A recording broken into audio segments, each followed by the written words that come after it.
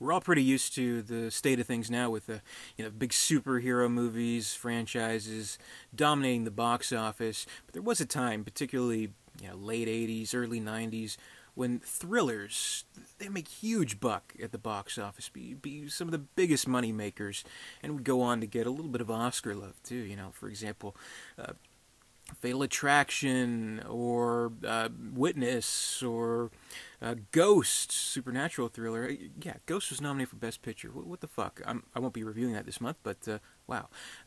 Probably none more acclaimed strictly on the basis of being a great, entertaining, engaging thriller than The Fugitive. This is a 1993 nominee for Best Picture. It didn't win, lost to Schindler's List, and I would say rightly so, but definitely a highly acclaimed film, still regarded as one of the best thrillers to this date, and still very entertaining.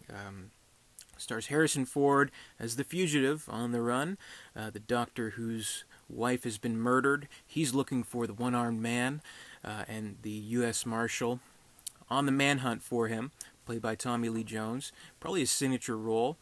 I would say still his most recognized role, still his most highly regarded role. He won a Best Supporting Actor Oscar for this movie, which is quite cool. Just a great kind of cat and mouse chase film. A fairly straightforward plot. Dr. Kimball, played by Harrison Ford, his wife is murdered. Of course, he's blaming the one-armed man. There's no evidence, and he's locked away. But then on a transport to the prison, the bus, it crashes, he gets away, and it's up to the Tommy Lee Jones character to track him down, because that's his job. And Kimball is trying to uncover this whole conspiracy about the drug company that he worked with, and the truth behind his wife's murder, and Tommy Lee Jones pretty much not caring about that, just wanting to get his man. And that's really, I think, what we kind of respond to with that character, and why this role is just so loved, because of his determination, because of his cocksuredness, that he's, just looking to do one thing, very first scene, he's saying, I want you to check every safe house, outhouse, steakhouse, penthouse, whatever. It's just so great. He gives such a great and focused performance that I think it's amazing. And, it's all these great set pieces with great stunts, things like that. And I think what really speaks to the movie, and probably one of the most memorable parts of it, is when they're chasing in this the kind of a tunnel at the what is it? It's like a water. It's like a dam that's doing hydroelectricity, something like that. And he reaches to the very end. Geyser of water coming down into the river below. Certain death. Tommy Lee Jones, pointing at him. He jumps from there, and that's pretty cool. It's like, I didn't kill my wife. I don't care. No, that's it, and that's really it. He says later in the movie, I'm not looking to solve a puzzle. I'm just looking to get you, and that's kind of the drive of the character, and I think what we respond to in that character, and the whole cat and mouse chase thing, I think is just so exceptionally well done. It's so adrenaline fueled, so entertaining, so breakneck of a pace of a movie, that I think it really does stand as one of the exemplary thrillers, and how it should be done, and how it can still entertain. To this day, I mean, it's a 25-year-old movie at this point, so I mean, it's definitely stood the test of time. Directed by Andrew Davis, who's no stranger to doing great, entertaining thrillers. He directed Tommy Lee Jones previously in the action thriller Under Siege, where Tommy Lee Jones is kind of playing like Keith Richards type guy who's really like a terrorist. Steven Seagal stabs him in the head at the end. Spoilers, but it's really awesome. I suggest you check out Under Siege too. That's really awesome, and Under Siege 2 too.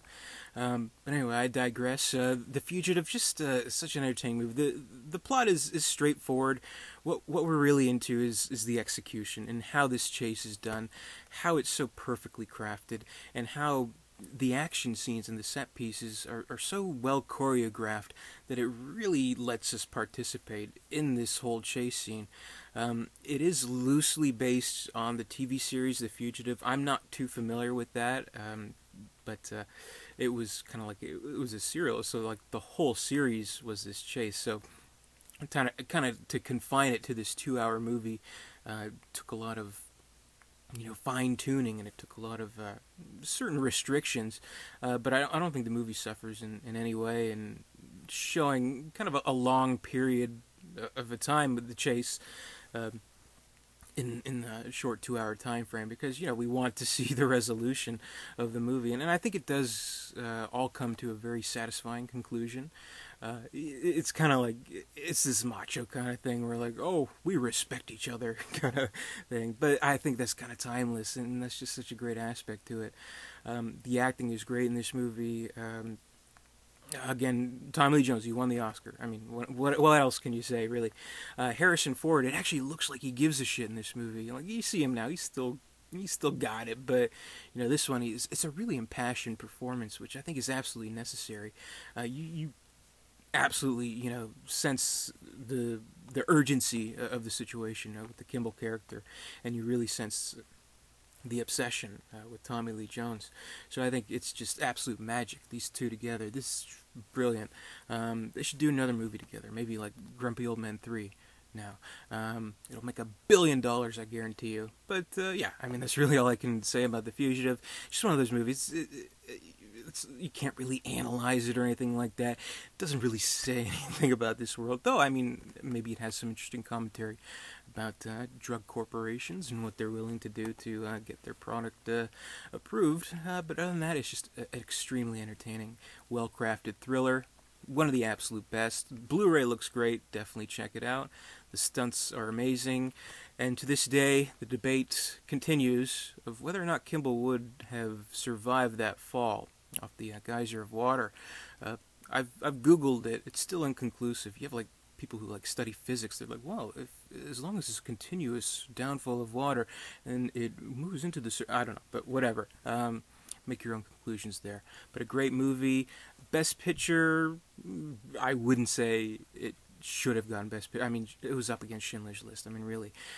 But the fact that it got some love in a genre that maybe today doesn't get as much love as it should.